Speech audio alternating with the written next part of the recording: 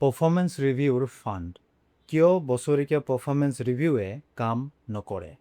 আপোনাৰ শেষ পাৰফৰ্মেন্স ৰিভিউটো কেনে আছিল? সঁচাকৈ উত্তৰ দিয়কচোন। সেই কথাটোৰ পৰা ওলাই আহোঁতে কেনে অনুভৱ হৈছে? বেছিভাগ মানুহৰে উত্তৰ হয় এনে, মোক যেন জাজ কৰা হ'ল তেনেকুৱা লাগিছে। কিন্তু কি বেলেগকৈ কৰিব লাগিব সেয়া কিন্তু মই বুজি নাপালোঁ। আৰু এইটোৱে হ'ল পাৰফৰ্মেন্স ৰিভিউ ট্ৰেপ। কিয় বছৰেকীয়া ৰিভিউৱে কাম নকৰে? 3টা কাৰণ।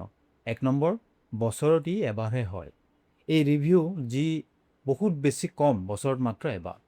ডেভেলপমেণ্ট কিন্তু প্ৰতিদিনে হয়, বছৰত এবাৰ নহয়। 2য় কাৰণ, পিছলৈ চোৱাটো বেছি হয়। কি হৈছিল তাৰ কথাহে কোৱা হয়, কিন্তু যিটো হৈ গৈছে সেইটো সলনি হয় জানো? নহয়। 3 নম্বৰ কাৰণ, ৰেটিঙে কথা বতৰা পতাৰ সুবিধা শেষ কৰি দিয়ে। মানুহে যেতিয়া ৰেটিঙৰ নম্বৰটো দেখা পায় তেতিয়া ডেভেলপমেণ্টৰ কথা আৰু শুনিব নিবিচাৰে, শুনাটো বন্ধ কৰে। 3টা শ্বিফ্ট যিয়ে সকলো সলনি কৰিব পাৰে।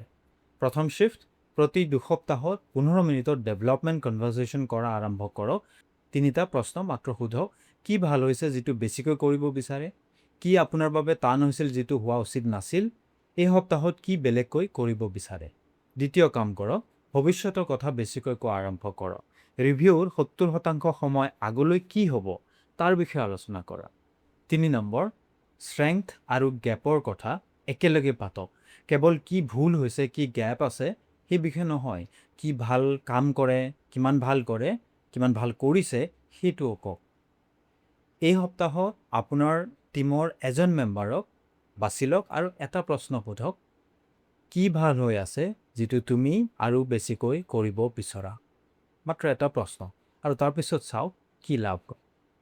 কমেণ্টত লিখক আপোনাৰ অৰ্গেনাইজেশ্যনত পাৰফৰ্মেন্স ৰিভিউ কেনে।